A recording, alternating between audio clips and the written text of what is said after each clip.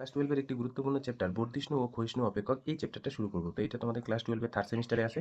আজকে হচ্ছে part 1 video. Part 1 এ আমরা এই চ্যাপ্টারের যে বেসিক কনসেপ্ট সেগুলো কিন্তু জানবো। সেই বেসিক কনসেপ্টগুলো যদি তোমার ক্লিয়ার থাকে তাহলে কিন্তু এই চ্যাপ্টারে যে কোনো অঙ্ক তুমি করতে পারবে। তো এই চ্যাপ্টারটা আমরা করবোটা কি? দেখো আমাদের এই চ্যাপ্টারের যেটা মেইন বিষয় দেখতে হবে যে কোন অপেক্ষকটা বর্ধিষ্ণু হচ্ছে মানে বৃদ্ধি হচ্ছে এবং কোন অপেক্ষকটা ক্ষয়িষ্ণু হচ্ছে মানে ক্ষয় হচ্ছে। ইনক্রিজিং অ্যান্ড ডিক্রিজ, ইংলিশ টার্মটা ইনক্রিজিং অ্যান্ড ডিক্রিজিং ফাংশন।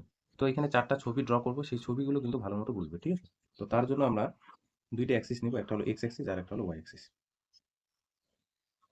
তো এখানে হচ্ছে প্রথম ছবিটা ড্র করছি। এটা হলো এক্স অক্ষ, সেই জন্য আমি নাম দিলাম হচ্ছে এক্স এক্স ড্যাশ। আর এটা হলো ওয়াই অক্ষ, সেই নাম দিলাম হচ্ছে ওয়াই ড্যাশ, আর এটা হচ্ছে ওয়াই। তাহলে এটা এক্স অক্ষ, এটা হচ্ছে ওয়াই অক্ষ, আর এখানে হচ্ছে মূলবিন্দু। তো আমরা একটা বক্রের ধরে নাও তার গ্রাফটা Y is equal to F x, একটা বক্র তার গ্রাফটা এরকম এরকম গেছে, হ্যাঁ। জানো এটা হলো y is equal to F x, একটা বক্র বা অপেক্ষক, সেই অপেক্ষকের গ্রাফটা এরকম। এই যে y equal to F x, এই যে বক্রটার বা অপেক্ষকটার গ্রাফটা যে অঙ্কন করলাম, সেটা এক্স এর কতগুলো ভ্যালুর জন্য। তো এক্স এর রেঞ্জটা আমি এ থেকে বি এর মধ্যে নিলাম। এক্স এর ভ্যালুটা আমি এ থেকে বি এর মধ্যে নিলাম। এ থেকে বি এর মধ্যে এই জায়গায় এক্স অক্ষের উপর কার ভ্যালু থাকে? এক্স এর ভ্যালু। তাহলে এ থেকে বি এর মধ্যে আমি এক্স এর ভ্যালুটা নিলাম। তাহলে এইটা যদি এ থেকে বি এর মধ্যে হয়, এই যে এই দূরত্বটা কত হবে বলতো? এফ এ।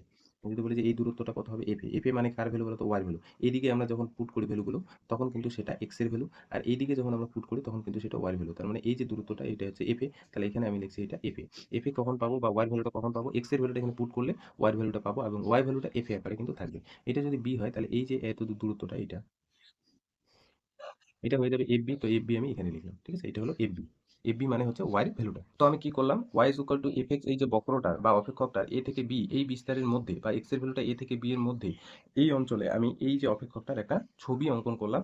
এবং এখানে একটা বিষয় লক্ষ্য করো, এই যে এক্স এর ভ্যালুটা এ আর বি এর মাঝে যে আছে, এখানে আমি দুইটা পয়েন্ট তুললাম, একটা হলো এক্স ওয়ান আর একটা হলো এক্স টু। তো এখানে দেখতে পাচ্ছ এক্স ওয়ান আর এক্স টুর মধ্যে এক্স টুটা বড়। এক্স টু মানে কি? এই মূলবিন্দু থেকে এত দূর দূরত্বটা হলো এক্স টু, আর মূলবিন্দু থেকে এই যে দূরত্বটা হলো এক্স ওয়ান। তাহলে এক্স টুটা এক্স ওয়ানের থেকে বড়। এবার যদি বলি যে এফ এক্স ওয়ান কতটুকু, তাহলে এফ এক্স ওয়ান মানে ওয়াই ভ্যালুটা, তাহলে এই যে এই দূরত্বটা, এইটা হচ্ছে এফ এক্স ওয়ান। তো আমি এখানে লিখছি এটা হচ্ছে এফ এক্স ওয়ান। আর এফ এক্স টু হচ্ছে এখান থেকে যদি আমি একটা লম্ব ড্র করি, তাহলে এই যে এইটুকু হচ্ছে f x two. F x two. তাহলে দেখতে পাচ্ছ এই যে রেঞ্জের মধ্যে এক্স এর ভ্যালুটা এ থেকে এ আর বি এর মধ্যে যে আছে, এখানে যে দুইটা পয়েন্ট তুললাম, এক্স ওয়ান আর এক্স টু। তো এখানে এক্স টুটা এক্স ওয়ানের থেকে বড়োর জন্য দেখতে পাচ্ছ যে এফ এক্স টুটা এফ এক্স ওয়ানের থেকে বড়। এই ছবিটা এফ এক্স ওয়ানের থেকে বড়। এবং একটা জিনিস বলে রাখি, এক্স টুটা তুমি এক্স ওয়ানের খুব কাছে নাও, এই দিকটা কিন্তু নেওয়া যাবে না, কারণ এক্স টুটা সবসময় এক্স ওয়ানের থেকে বড়। তাহলে এক্স ওয়ানের এই সাইডটায় তুমি যা ভ্যালু নিবে তাই কিন্তু এক্স টু। তো এক্স টুটা তুমি এখানে নাও, খুব কাছে নাও, দূরে নাও, যা কিছু নাও, তাহলে কিন্তু দেখতে পাবে তুমি এফ এক্স টুটা সবসময় এফ এক্স ওয়ানের থেকে বড়। তাহলে বলছে এই যে ওয়াই ইকুয়াল টু যে এফ এক্স যে ফাংশনটা আমি এখানে অঙ্কন করলাম, সেই ফাংশনটা কিন্তু বর্ধিষ্ণু। এবং বলে রাখি, যদি তুমি সবসময় এক্স টুটা এক্স ওয়ানের থেকে বড় দেখো, এফ এক্স টুটা এফ এক্স ওয়ানের থেকে বড় দেখো, তাহলে এই ধরনের ফাংশনকে বলা হবে যথার্থ একদিষ্ট বর্ধিষ্ণু। বর্ধিষ্ণু তো ঠিকই আছে, বর্ধিষ্ণু দেখতেই পাচ্ছ বৃদ্ধি হচ্ছে এই ফাংশনটা।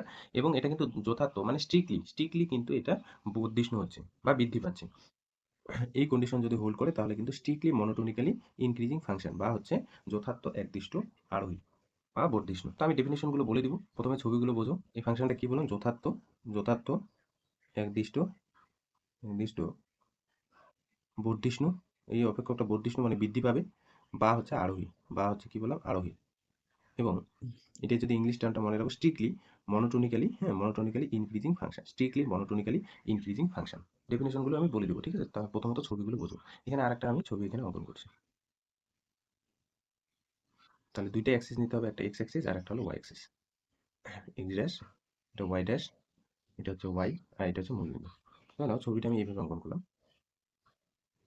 এবং এ থেকে বি বিস্তারের মধ্যে, এ থেকে বি বিস্তারের মধ্যে আমি ছবিটা ড্র করলাম। এক্স এর ভ্যালুটা এ থেকে বি এর মধ্যে আছে, এই এক্স এর ভ্যালুটা এ থেকে বি এর মধ্যে।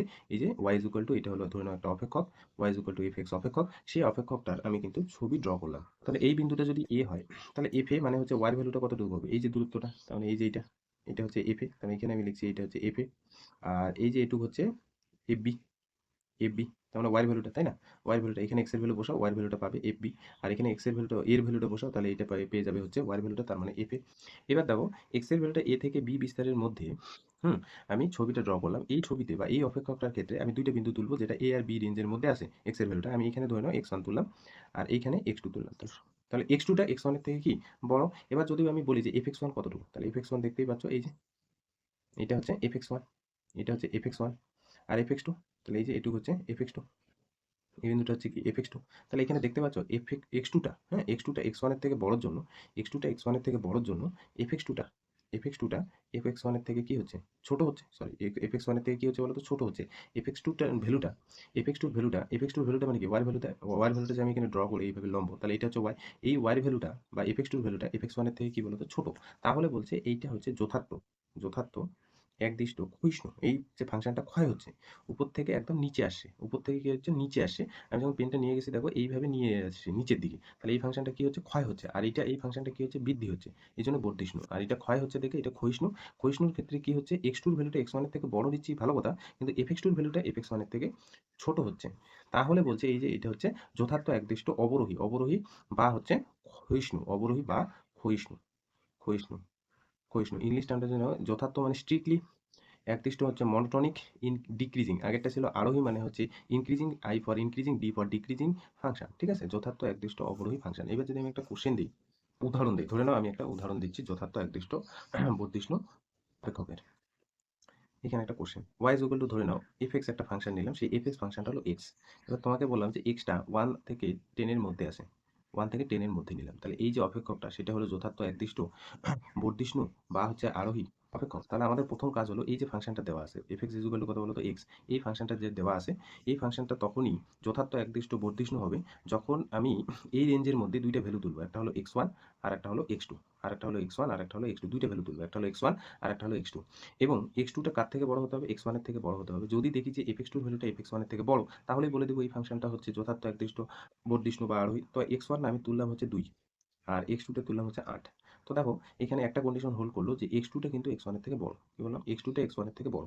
x1 তুমি 1ও নিতে পারতে, কিন্তু x1 না 10 নিতে পারবে না। কেন বলো তো 10 নিতে পারবে না? যদি x1টা 10 নাও, 10 নাও, তাহলে x2 তুমি কত নিবে যাতে করে x2টা x1 এর থেকে বড় হবে? তাহলে কখনোই x2টা 10 নেওয়া যাবে না। x2 তুমি 10 নিতে পারো, কিন্তু x1 কখনোই 10 নেওয়া যাবে না। ঠিক আছে? কারণ 1 থেকে 10 এর মধ্যেই আছে। তাহলে আমি কি করব, এই রেঞ্জের মধ্যে দুইটা ভ্যালু নিলাম, একটা হলো x1 আর একটা হলো x2। এবার আমি দেখার চেষ্টা করব যে x2টা x1 এর থেকে বড়র জন্য f(x2)-র ভ্যালুটা f(x1) এর থেকে বড় হচ্ছে কিনা। তাহলে এখানে দেখো f(x) হচ্ছে x। এবার যদি বলি যে f(x1), x1 মানে কত পুট করছি, দেখো x1 মানে হচ্ছে 2। তাহলে এবার f2-র ভ্যালুটা কত, f(x) যদি x হয় তাহলে f2 কত, f2 মানে 2, f2 মানে 2, তাই না? f(x1) এর ভ্যালুটা বের করার চেষ্টা করছি। x1 কত ধরছি, 2, f(x) যদি x হয় তাহলে f2 কত, 2 হবে। f(x2)-র ভ্যালুটা বের করার চেষ্টা করছি। f(x2) তাহলে f(x2), x2 কত ধরছি, x2 হচ্ছে 8।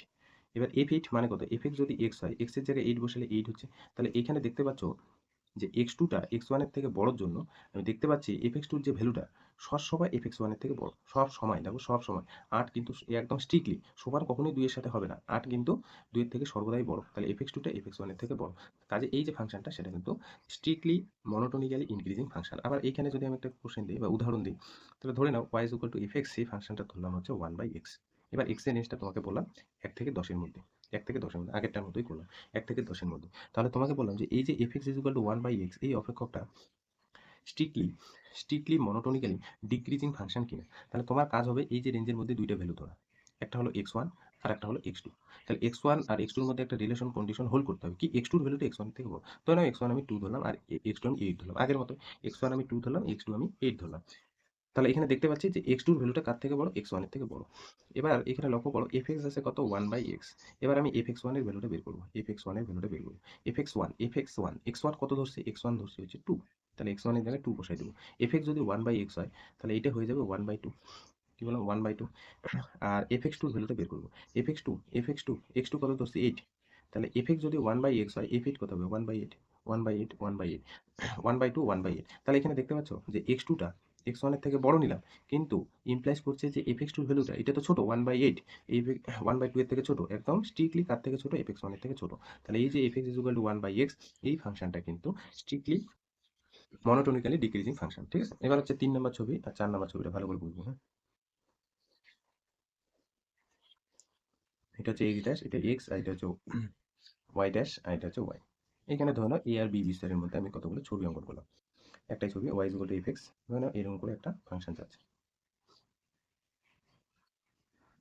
হুম, তাহলে a আর b বিস্তারের মধ্যে আমি একটা y ইকুয়াল টু f(x), এটা হচ্ছে y ইকুয়াল টু f(x), একটা বক্র, সেই বক্রের আমি গ্রাফ অঙ্কন করলাম। তাহলে এইখানে হচ্ছে a, এইখানে হচ্ছে b, a আর b বিস্তারের মধ্যে আমি y ইকুয়াল টু f(x) অপেক্ষকের গ্রাফটা অঙ্কন করলাম। এটা যদি a হয় তাহলে বুঝতেই পারছো fa, এইটুকু হবে এফ এ, তাহলে এই বিন্দুটা হচ্ছে আমি এফ এ নাম দিলাম, তাহলে এইটুকু হচ্ছে এফ এ, এই যে এটা হচ্ছে এফ বি, এটা হচ্ছে এফ বি। দেখো এই যে এক্স এর ভ্যালুটা এ থেকে বি বিস্তারের মধ্যে আমি দুইটা বিন্দু নিলাম, একটা হলো এক্স ওয়ান আর একটা হলো এক্স টু। ধরে নাও আমি এইখানটায় আমি এক্স ওয়ান নিলাম, হ্যাঁ, এইখানটায় নিলাম এক্স, আর এইখানটায় আমি এক্স টুটা নিলাম। তাহলে এক্স ওয়ান যদি এখানে নেই তাহলে বুঝতেই পারছো এইটা হলো এই দূরত্বটা হলো এফ এক্স ওয়ান, তো আমি এফ এক্স ওয়ান উপরে লিখলাম। আর এই যে ডিস্টেন্সটা এটা হলো এক্স টু, এক্স টু। তাহলে দেখো এখানে এক্স টুটা কার থেকে বড়, এক্স টুটা কিন্তু এক্স ওয়ানের থেকে বড়। ছবিতে একটা জিনিস লক্ষ্য করো, এই যে Y is equal to F X অপেক্ষকটার এক্স টুটা এক্স ওয়ানের থেকে বড়োর জন্য আমি যদি বলি যে এফ এক্স টু বড় না এফ এক্স ওয়ান বড়, তাহলে দেখতেই পাচ্ছ এফ এক্স টুটা যেভাবে আমি ড্র করলাম এফ এক্স টুটা এফ এক্স ওয়ানের থেকে স্ট্রিক্টলি বড়, ঠিক আছে, একদম বড়, এফ এক্স টুটা এফ এক্স ওয়ানের থেকে বড় ছবি অনুসারে, ঠিক আছে। এবার লক্ষ্য করো আমি এক্স ওয়ানটা এইখানে না নিয়ে যদি আমি এইখানে নিতাম, এইখানে নিতাম, এইখানে নিতাম, তাহলে এই যে দূরত্বটা, এই যে দূরত্বটা সেটাই নিশ্চয়ই এফ এক্স ওয়ান হতো, সেটা নিশ্চয়ই এফ এক্স ওয়ান হতো। তাহলে এই যে এক্স ওয়ানটা এখানে নেওয়ার দরুন তুমি দেখতে পাচ্ছ এফ এক্স টুর ভ্যালুটা সর্বদাই এফ এক্স ওয়ানের থেকে বড়।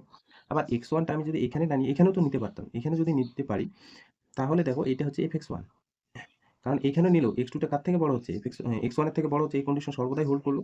এইখানে দেখতে পাচ্ছি এফ এক্স ওয়ান আর এফ এক্স টু কিন্তু সমান হয়ে গেছে, তার মানে এই যে Y is equal to F X বক্রটা আমি অঙ্কন করলাম এবং এক্স টুটা এক্স ওয়ানের থেকে বড় নিলাম, নিয়েও আমি দেখতে পাচ্ছি এফ এক্স টুর ভ্যালুটা এফ এক্স ওয়ানের থেকে কখনো কখনো বড় হচ্ছে, কখনো কখনো কি হচ্ছে, সমান হচ্ছে। তাহলে এই ধরনের ফাংশনকে বা এই ধরনের অপেক্ষকে যথার্থ কথাটা আর থাকবে না, বলছে এটা বর্ধিষ্ণু হচ্ছে, বর্ধিষ্ণু হচ্ছে কিন্তু এটা একদিষ্ট ভাবে যথার্থ মানে স্ট্রিক্টলি ভাবে হচ্ছে না, একদম এইভাবে হচ্ছে না, এইভাবে হচ্ছে না। এখানে দেখো কোনোদিনও এফ এক্স ওয়ান আর এফ এক্স টু কিন্তু সমান হবে না, ছবিতে সমান হবে না, তুমি যত কাছে F x two F X one নাও সমান কোনোদিনও হবে না, কিন্তু এখানে হচ্ছে। তাহলে বলছে এই শুধুমাত্র যথার্থ কথাটা থাকবে না, এটা বলছে একদিষ্ট বর্ধিষ্ণু, একদিষ্ট বর্ধিষ্ণু বা হচ্ছে আরোহী, শুধুমাত্র স্ট্রিক্টলি কথাটা থাকবে না, স্ট্রিক্টলি তাহলে এটা হয়ে যাচ্ছে মনোটোনিক্যালি ইনক্রিজিং, হ্যাঁ মনোটোনিক্যালি ইনক্রিজিং ফাংশন, স্ট্রিক্টলি কথাটা থাকবে না, বুঝতে পারলে, স্ট্রিক্টলি কথাটা থাকবে না, স্ট্রিক্টলি। আর এই ব্যাপারটা কিন্তু বুঝতে হবে, কোথাও কোথাও সমান যদি হয় তাহলে একদিষ্ট বর্ধিষ্ণু, আর যদি একবারে কোথাও সমান না হয় তাহলে কিন্তু স্ট্রিক্টলি। এবার পরে ছবিটা ভালোভাবে বুঝবো। এবার নিশ্চয়ই আমরা কি দেখাবো, ক্ষয়িষ্ণু। এটা হচ্ছে ওয়াই, এটা হচ্ছে ওয়াই ড্যাশ, এটা হচ্ছে এক্স ড্যাশ, এটা হচ্ছে এক্স। ধরো এখানে একটা ছবি ড্র করছি এ আর বি বিস্তার, এইভাবে ড্র করলাম, আচ্ছা এ আর বি বিস্তারের মধ্যে ড্র করলাম এ আর এটা হচ্ছে বি, তাহলে এটা নিশ্চয়ই এফ এ, এই যে এটা, এটা হচ্ছে এফ এ, এফ এ, তাহলে এটা হচ্ছে কি y is equal to F x একটা বক্র বা অপেক্ষক, আর এটা হচ্ছে f b, f b, a আর বি বিস্তারের মধ্যে আমি y is equal to F x এই যে বক্রটা আমি গ্রাফ অঙ্কন করলাম। আমি কি করবো, এ আর বি বিস্তারের মধ্যে এটা তো এক্স এর ভ্যালু, এখানে আমি দুইটা এক্স এর ভ্যালু নিচ্ছি, একটা হলো এক্স ওয়ান আর একটা হলো এক্স টু, তাহলে এখানে আমি ধরে নাও এক্স ওয়ান নিচ্ছি, আর এইখানটায় আমি এক্স টু নিচ্ছি, এক্স টু নিচ্ছি। তাহলে এফ এক্স ওয়ান কতটুকু হবে, এই যে এফ এক্স ওয়ান হচ্ছে এই যে ছবিটা, এটা হচ্ছে এফ এক্স ওয়ান আর এইটা হচ্ছে f x two, F x two. তাহলে এখানে দেখতে পাচ্ছ এক্স টুটা এক্স ওয়ানের থেকে বড়, তার ফলেও এফ এক্স টুর ভ্যালুটা, এফ এক্স টুর ভ্যালুটা এফ এক্স ওয়ানের থেকে ছোট। এক্স টুর ভ্যালুটা যতই এক্স ওয়ানের থেকে বড় হোক এর ফলেও কিন্তু এফ এক্স টুর ভ্যালুটা এফ এক্স ওয়ানের থেকে ছোট, এই যে এফ এক্স ওয়ানের থেকে কি ছোট। এবার দেখো এবার আমি কি করবো, এক্স ওয়ানটা এইখানে নেওয়ার দরুন দেখতে পাচ্ছ এফ এক্স ওয়ানের ভ্যালুটা এফ এক্স টুর থেকে সর্বদাই কি হচ্ছে, বড় হচ্ছে। এবার যদি আমি এক্স টুটা খুব কাছাকাছি এক্স ওয়ান নিই, এক্স টুটার খুব কাছাকাছি এক্স ওয়ান নিই, তাহলে দেখতে পাচ্ছ এইটা হচ্ছে f X one, F X one. তাহলে এই ধরনের ফাংশনের ক্ষেত্রেও কোথাও কোথাও দেখা যাচ্ছে যে এফ এক্স টুটা এফ এক্স ওয়ানের থেকে কি হচ্ছে, কোথাও সমান হচ্ছে আবার কোথাও ছোট হচ্ছে, কোথাও সমান হচ্ছে কোথাও আবার কি হচ্ছে, ছোট হচ্ছে। তাহলে বলছে এটা একদিষ্ট ক্ষয় হচ্ছে ঠিকই কিন্তু যথার্থ কথাটা আর থাকবে না, ক্ষয়িষ্ণু, ক্ষয়িষ্ণু, ক্ষয়িষ্ণু বা হচ্ছে অবরোহী, অবরোহী, হ্যাঁ, অবরোহী, স্ট্রিক্টলি কথাটা আর থাকবে না, হ্যাঁ মনোটোনিক্যালি ডিক্রিজিং ফাংশন, মনোটোনিক্যালি ডিক্রিজিং ফাংশন। তো এইবার আমরা ডেফিনেশনটা লিখবো, তাহলে এখানে কি করব, ধরে নিচ্ছি ওয়াই ইজ ইকুয়াল টু এই যে এফ এক্স প্রত্যেকটা ছবিতে, হ্যাঁ প্রত্যেকটা ছবিতে যে অপেক্ষকটা নিলাম ধরে নিচ্ছি y is equal to F x এই যে অপেক্ষকটি, অপেক্ষকটি এক্স এর ভ্যালু এ থেকে বি এই যে অঞ্চলে বা এই বিস্তারে, হ্যাঁ বিস্তারে অঞ্চলে, অঞ্চলের সংঘাত। এই যে চারটা ছবি যে অঙ্কন করলাম, চারটা ছবি y is equal to F x, এইটা ছবি, এইটা ছবি, এইটা ছবি, এইটা ছবি, এ আর বি বিস্তারের মধ্যে ছবিটা কিন্তু অঙ্কন করছি।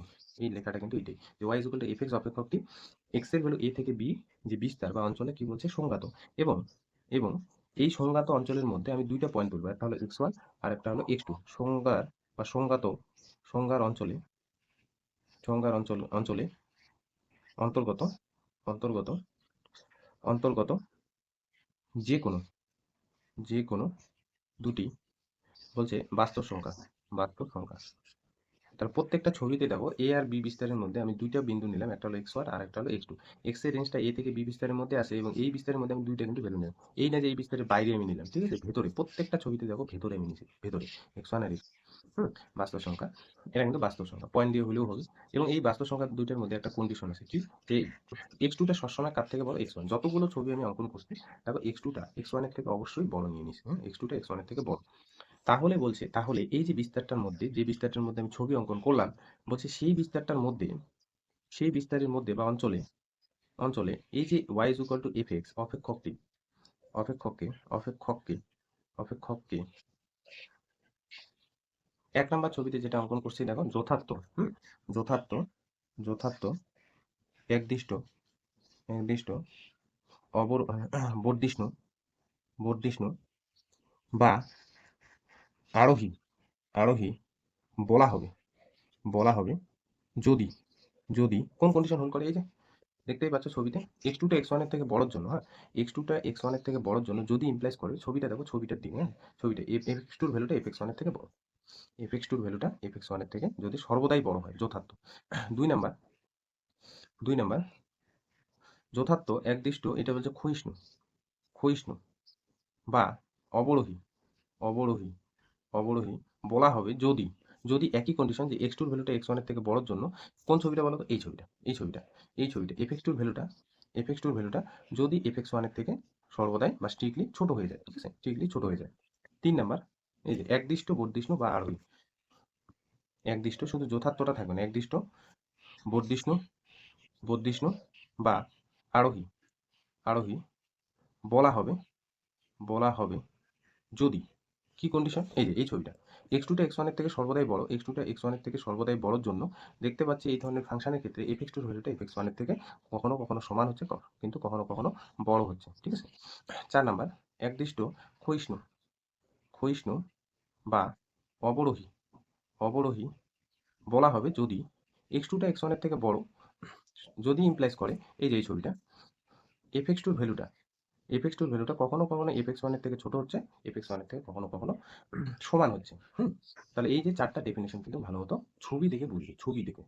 এবার একটা নোট বলবো, সেই নোটটা মনে রাখবে। বলছে কোনো অপেক্ষক, কোনো অপেক্ষক মানে y is equal to fx, এরকম যদি কোনো একটা অপেক্ষক, কোনো অপেক্ষক, অপেক্ষক, অপেক্ষক ওপরের, ওপরের এই যে 4টা ডেফিনেশন বা ছবি যে তোমাদের অঙ্কন করে দিলাম, উপরে যে কোনো, বলছে যে কোনো, যে কোনো একটি, একটি শর্ত যদি মানে, হ্যাঁ, শর্ত যদি সিদ্ধ করে বা মানে, সিদ্ধ করে, সিদ্ধ করলে তাকে, তাকে একদিষ্ট, একদিষ্ট অপেক্ষক বলে, অপেক্ষক বলে, অপেক্ষক, অপেক্ষক বলে। তাহলে ধরে নাও কোনো একটা ফাংশন তোমাকে একদিষ্ট অপেক্ষক দেখাতে বললো, একদিষ্ট অপেক্ষক দেখাতে বললো। এবার উপরের এই যে 4টা ছবির মধ্যে যে কোনো একটা কন্ডিশন তুমি দেখালে, তুমি যথার্থ একদিষ্ট আরোহী দেখালেও হবে, যথার্থ একদিষ্ট অবরোহী দেখালেও হবে, একদিষ্ট অবরোহী দেখালেও হবে, একদিষ্ট আরোহী দেখালেও হবে। যে কোনো একটা যদি তোমার শর্ত মেনটেন করে, তাহলে কিন্তু আমরা বলে দিব একদিষ্ট অপেক্ষক বা মনোটন ফাংশন। এবার আর একটা নোট বলি এখানে। ধরে নাও কোনো একটা ফাংশন তোমাকে, নোট বি, তোমাকে বললো যে একদিষ্ট বা একদিষ্ট বর্ধিষ্ণু আরোহী কিনা। এবার একদিষ্ট আরোহী হলে, হ্যাঁ, একদিষ্ট বর্ধিষ্ণু হলে বা মনোটোনিক্যালি ইনক্রিজিং ফাংশন হতে হলে এই কন্ডিশন হোল্ড করলো, এই কন্ডিশন হোল্ড করতে হবে। এবার তুমি সেই ফাংশনটার ক্ষেত্রে দেখলে এই কন্ডিশন হোল্ড করলো, এই কন্ডিশন হোল্ড করলো। এবার প্রশ্ন হলো সেই ফাংশনটা, সেই ফাংশন কি একদিষ্ট বর্ধিষ্ণু বা আরোহী হবে না? বুঝতে পারলে আমি কি বললাম?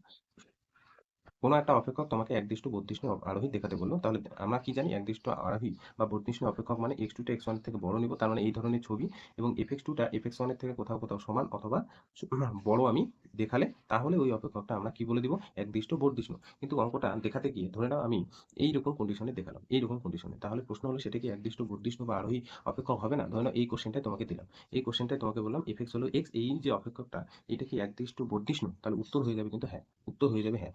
এবার অনেকের মনে প্রশ্ন যে স্যার এখানে fx2 তে তো fx1 এর থেকে বড় দেখালাম, কিন্তু সমান তো হলো না। এইটা মানে কি বলতো, এইটা মানে হচ্ছে f(x2) হয় f(x1) এর থেকে বড় অথবা সমান।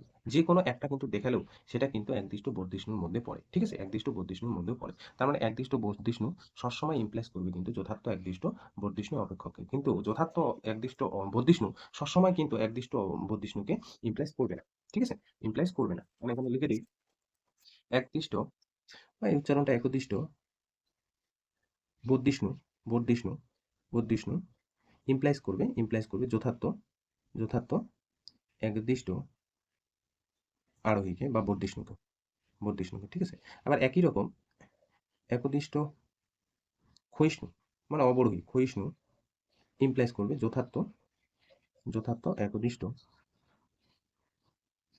ক্ষয়িষ্ণুকে, একই রকম, ঠিক আছে। এই নোটটা একটু মনে রাখো। এরপরে আমরা কিন্তু সবথেকে সোজা মেথডে যে সূত্রটার দ্বারা কিন্তু কোনো একটা অপেক্ষককে কোনো একটা রেঞ্জের মধ্যে সেই অপেক্ষকটা বর্ধিষ্ণু না ক্ষয়িষ্ণু সেটা কিন্তু নির্ণয় করবো। হ্যাঁ, এবার দেখো সব থেকে সোজা মেথড যেটা, যে অন্তর্কলন ডেরিভেটিভের সাহায্যে, হ্যাঁ, সব থেকে সোজা মেথড, যে আগের মতো মেথডে আমাদের গ্রাফে অ্যাপ্লাই না করলেও হবে, আমরা সবসময় এই মেথডটা অ্যাপ্লাই করবো। অন্তর্কলজের সাহায্যে y = f(x) অপেক্ষকের x এর ভ্যালুটা যদি a থেকে b বিস্তারে সংজ্ঞাত হয়, তাহলে বলছে সেই বিস্তারে বর্ধিষ্ণু আর ক্ষয়িষ্ণু নির্ণয়। তাহলে এই যে x এর ভ্যালুটা a থেকে b বিস্তারের মধ্যে দেওয়া আছে, y = f(x), গ্রাফিক্যালি দেখার দরকার নাই, বলছে অন্তর্কলজের সাহায্যে কিভাবে আমরা বর্ধিষ্ণু মানে বৃদ্ধি হচ্ছে অপেক্ষকটা এবং ক্ষয় হচ্ছে সেটা কিন্তু আমরা নির্ণয় করবো। তো মনে রাখবে ফর্মুলাটা বা শর্তটা, এই যে অপেক্ষকটা থাকবে, হ্যাঁ, যে অপেক্ষকটা থাকবে y = f(x), যে অপেক্ষকটা থাকবে সেই অপেক্ষকটাকেই তো আমাদের কি দেখাতে হবে, বর্ধিষ্ণু না ক্ষয়িষ্ণু। তাহলে তুমি কি করবে, প্রথম এই অপেক্ষকটাকে x এর সাপেক্ষে ডেরিভেটিভ করবে, যে যার সাপেক্ষে থাকবে, মানে এখানে x আছে, x এর সাপেক্ষে ডেরিভেটিভ করবে, তাহলে dy dx উভয় দিকে আমরা নির্ণয় করলে এইদিকে হয়ে যাচ্ছে কি f'(x). তো বলছে বর্ধিষ্ণু হবে, এক নম্বরে বলছে বর্ধিষ্ণু বর্ধিষ্ণু হবে যদি যদি এই যে ডেরিভেটিভটা বের করলাম dy dx, তার মানে f'(x), সেই ডেরিভেটিভের ভ্যালুটা গ্রেটার দেন 0, এবং কার জন্য বলছে, যখন x এর ভ্যালুটা a আর b এর মধ্যে থাকে, তার মানে x এর ভ্যালুটা এই রেঞ্জের মধ্যে যে কোনো ভ্যালুর জন্য যদি তার ডেরিভেটিভটা 0 থেকে বড় হয়, x এর ভ্যালুটা a থেকে b এর মধ্যে যে কোনো ভ্যালুর জন্য যদি f'(x) সবসময় 0 থেকে বড় হয়, তাহলে এটা কিন্তু বর্ধিষ্ণু হবে। এবার ক্ষয়িষ্ণু হবে কখন, ক্ষয়িষ্ণু হবে যদি এই যে ডেরিভেটিভটা বের করলাম সেই ডেরিভেটিভের ভ্যালুটা যদি <0 হয় এবং x এর ভ্যালুটা a থেকে b বিস্তারের মধ্যে।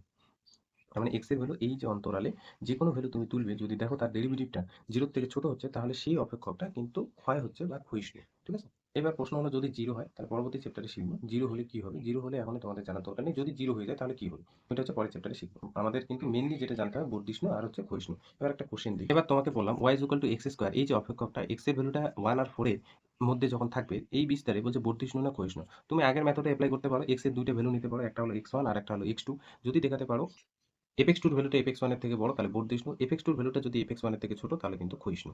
এবার আমরা ডেরিভেটিভের সাহায্যে কিন্তু এটা নির্ণয় করবো। হ্যাঁ, ডেরিভেটিভের সাহায্যে, তো ডেরিভেটিভ মেথডটাই সোজা। ডেরিভেটিভ মেথডটা যেটা অপেক্ষক আছে y = দেখো x², সেটাই তো অ্যাকচুয়ালি f(x), সেই f(x) মানে এখানে কত আছে x², তো আমরা কি করবো, x এর সাপেক্ষে ডেরিভেটিভ করবো, তাহলে এটা হয়ে গেল dy dx, তার মানে এটাই হলো f'(x), আর f'(x) এখানে কত হবে 2x।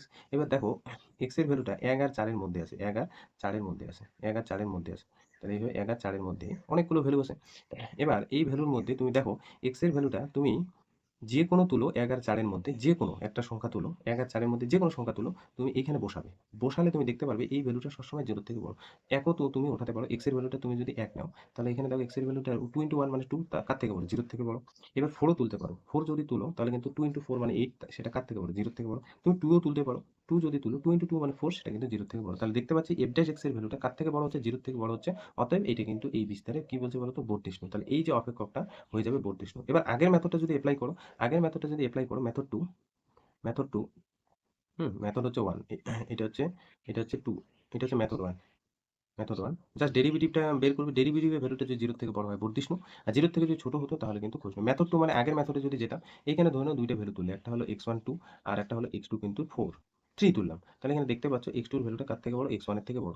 এবার এখানে fx কত আছে, fx আছে x²। এবার আমি তোমাকে বললাম যে fx1 কত, fx1 মানে কত ধরুন 2, তাহলে f2 এর ভ্যালুটা কত হচ্ছে 2² মানে হচ্ছে 4।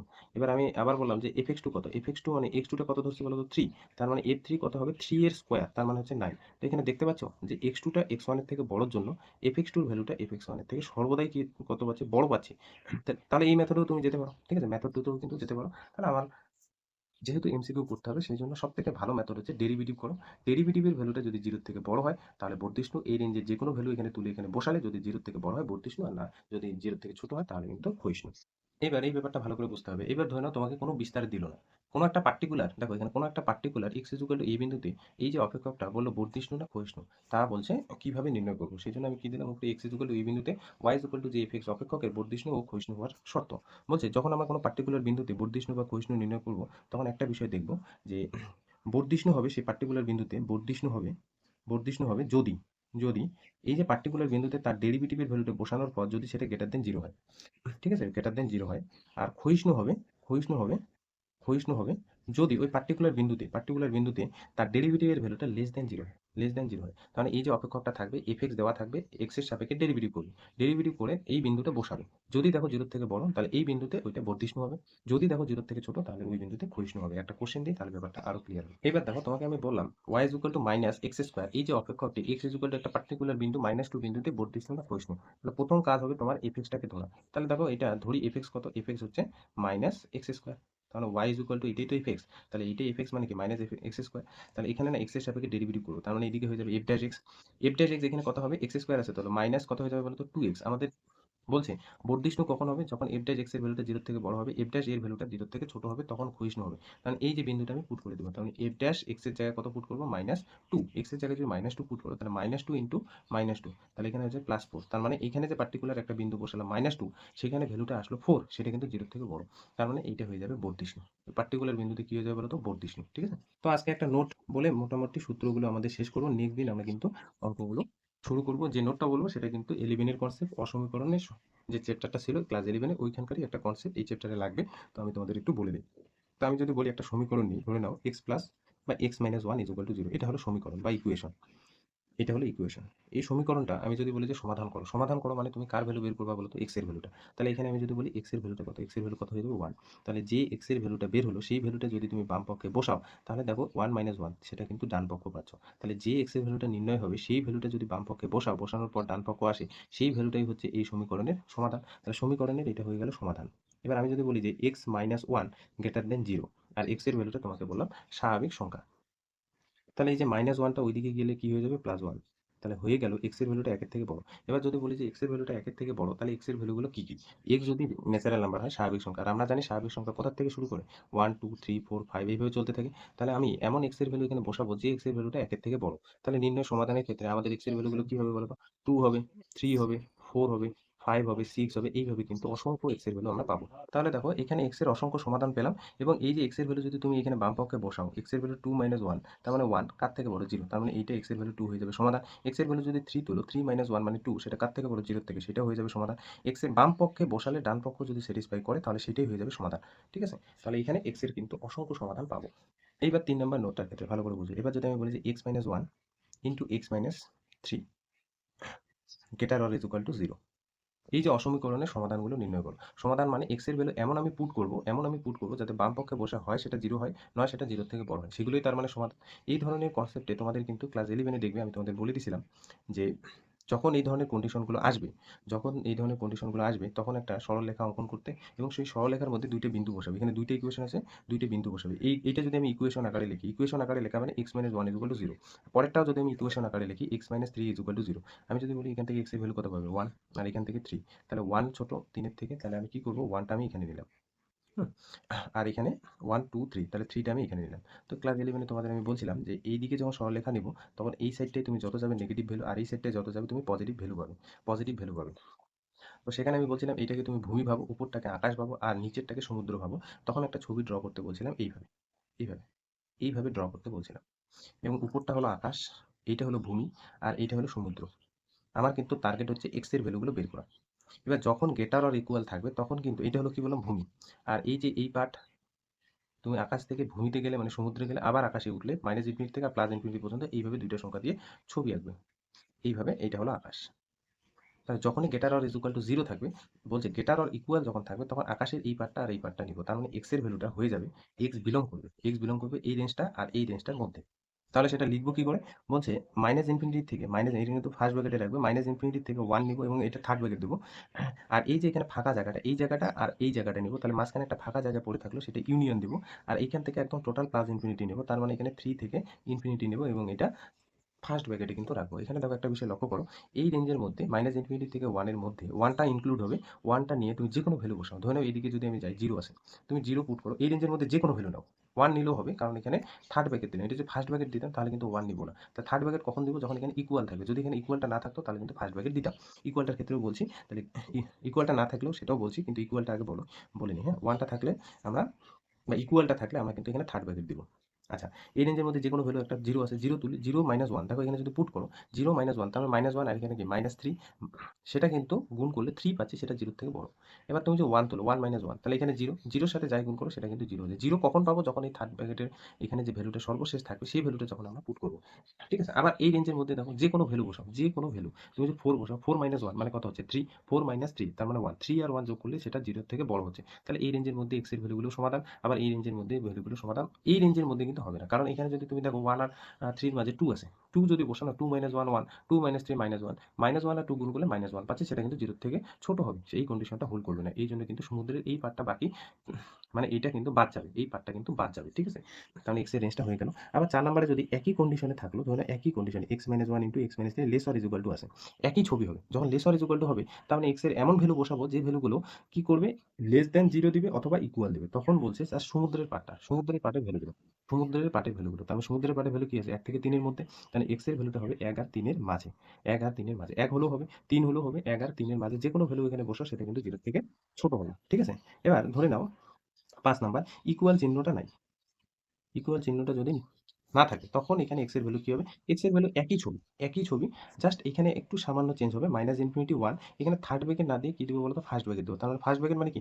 1 টা নেওয়া যাবে না। ইউনিয়ন বা অথবা 3 আর ইনফিনিটি। তার মানে এখানে এই যে আগেরবার ইকুয়াল কখন হলো? 3 বসালে ইকুয়াল 0 হয়। 3 এর একটু বড় যেকোনো সংখ্যা তুমি বসাও, সেটা কিন্তু 0 এর থেকে অলওয়েজ বড় হবে। এবার 6 number x minus 1 into x minus 3, সেটা যদি লেস দ্যান 0 হয়, বলছে ছবি একই, সমুদ্রের এই পারের ভ্যালুগুলো হবে। তার মানে x এর ভ্যালুটা 1 আর 3 এর মাঝে থাকবে। 1 আর 3 এর মাঝে থাকবে, কিন্তু ইকুয়াল চিহ্ন আমরা দিব না। ঠিক আছে? এটা কিন্তু ক্লাস 11 এর কনসেপ্ট, একটু বলে নিলাম।